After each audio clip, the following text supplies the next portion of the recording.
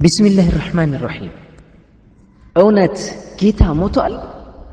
ጌታ ፍጥረታትን በችሎታው ፈጥሮ ሁሉን አንድ ሳይቀር ሰክኮና ቆጥሮ ከሊቅ እስከ ደቂቅ በውበት ሰድሮ በሲሳዩ ሲያኖር ዛሬም እንደ ድሮ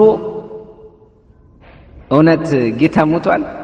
ሰውም ሆነ አጋንንት ሲመጣ ወደ ዓለም ለአንድ ዓላማ ነው፣ ሌላ ነገር የለም።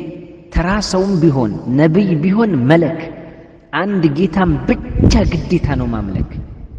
ይህ በእንዲህ እንዳለ ከፊሎች አምፀው እንጨትን በመጥረብ አምላክን ቀርጸው ከክብር ሰውነት ካስተሳሰብ ልቀት ወደ ታች ወረዱ ለዘላለም ውድቀት ወይ ንቀት። ከጌታ ትእዛዝ ውጭ እጅግ በጣም ዘቅጠው በሸይጣን መረብ ውስጥ በመግባት ተንጠው ከሐቁ ጎዳና ራቁ ፈጥጠው ከጀነት መንገድ ወደ እሳት አምልጠው ከእዝነቱ ይልቅ የሱን ቁጣ መርጠው ዘቀጡ ፈርጥጠው። ይገርማል። ጌታችን ተወግሯል ተሰቅሏል ይላሉ፣ በየጎዳናው ላይ ደፍረው ያወራሉ፣ ውሸትና ቅጥፈት ግፍ ይናገራሉ። መቼ ያፍራሉ?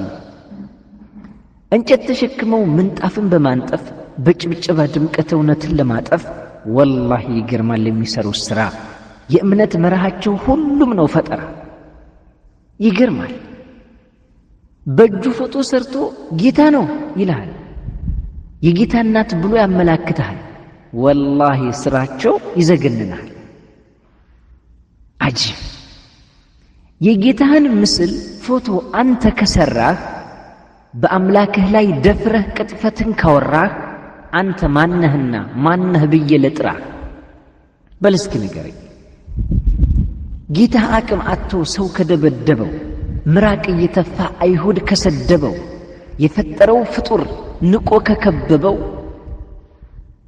ቀጥቅጠው ሲያበቁ በእንጨት ከሰቀሉት በቃ ጌታ አይደለም ምንድነው የምትሉት እንዴ? ግን እስኪ ልጠይቅ መልስ ሰጭ ባገኝ፣ አላህ በእዝነቱ ሙስሊም ካደረገኝ ጥያቄ ልጠይቅ መልስ ሰጭ ባገኝ። ጥያቄ ያኔ ጌታ ሞቶ ከመሬት ሲቀበር እስኪነሳ ድረስ ዓለም እንዴት ነበር? በማን ኃይል ቆመ ሰማይ ሳይሰበር? እንዴት ሳይናወጥ የምድራችን ድንበር? እንዴት ነው ባከህ? እንዴት ነበር ሰማይ? መውደቁ ይቅርና አልተንቀጠቀጠም? መደርመስ ቀርቶበት ምድር አልተናጠም? መበተኑ ቀርቶ ተራራ አልሰመጠም? ድብልቅልቅ ወጥቶ ፍጥረት አልቀለጠም? እንዴት ነበር ያኔ?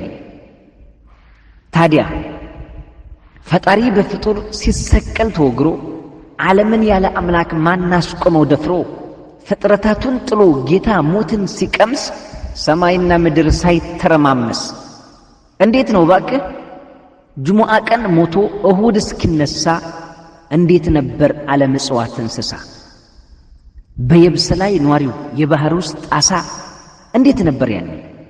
ረሃብ ጠምቶበት አምላክ ሲንከራተት እስኪ በሉ አስረዱን የያኔውን ክስተት። መቼም ልምዳችሁ ነው የዘወትር ስህተት። ግን እንዴት ነበሩ ጌታን የገደሉት?